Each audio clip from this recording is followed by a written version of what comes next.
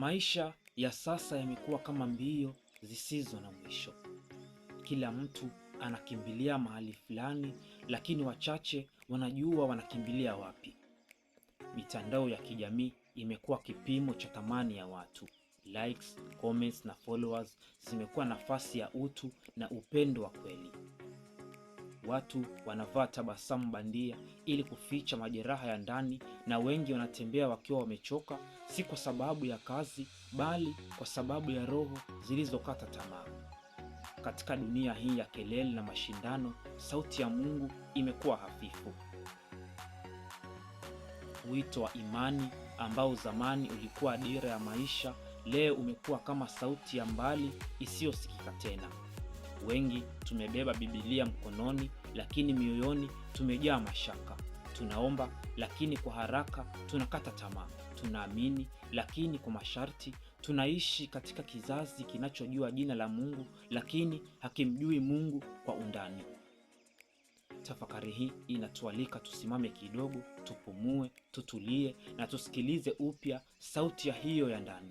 Wito wa imani, wito wa kuturudisha kwenye msingi wa kweli wa maisha, kuamini bila kuona, kuendelea hata tunapochoka, na kupenda bila masharti.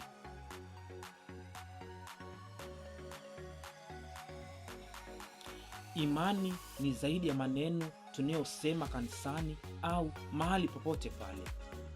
Ni mwendo wa moyo, ni uamuzi wa kila siku wa kuamini kwamba kuna nguvu kuu inayotushikilia hata pale tunaposhindwa nguvu. Wito wa imani ni wito wa ujasiri wa kusimama imara katikati ya upepo mkali.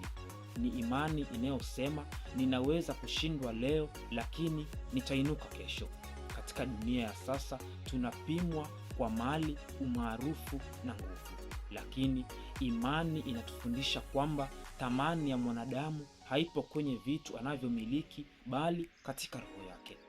Imani inatufundisha unyenyekevu, uvumilivu na ujasiri wa kuamini hata pale hakuna dalili ya mafanikio. Wito wa imani unatuita tusimame kama taa gizani, tukiwasha nuru ya matumaini kwa wengine. Kila siku maisha yanatupima. Kuna siku za furaha, lakini pia kuna siku za machozi. Wito wa imani unatukumbusha kuwa hata machozi yana maana, ni mbegu za nguvu mpya. Wakati dunia inasema haiwezekani, imani inasema kwa Mungu yote yanawezekana. Ni imani hiyo inayotufanya tusalimu amri kwa Mungu hata tunaposhindwa kuelewa mpango wake.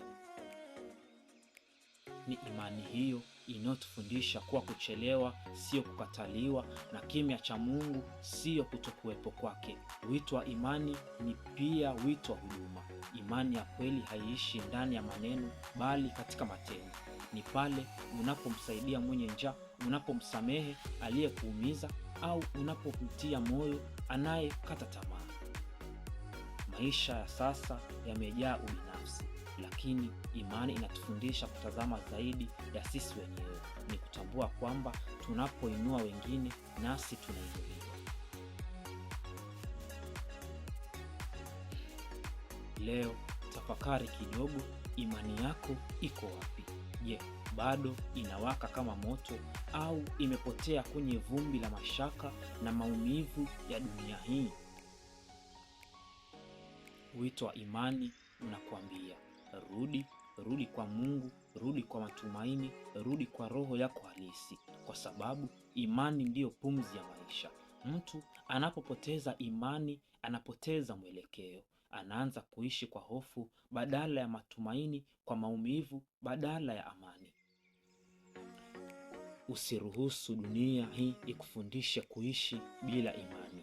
Kama kila kitu kimekwenda vibaya, bado Mungu yupo. Kama kila mtu amekuacha, bado Mungu anakujua kwa jina. Kama milango imefungwa, bado kuna dirisha la neema. Chukua hatua leo, omba tena, amini tena, penda tena, kwa sababu maisha ni mazuri pale yanapoongozwa na imani. Na imani ya kweli siyo maneno, ni mwanga unaoangaza hata kwenye giza nene zaidi.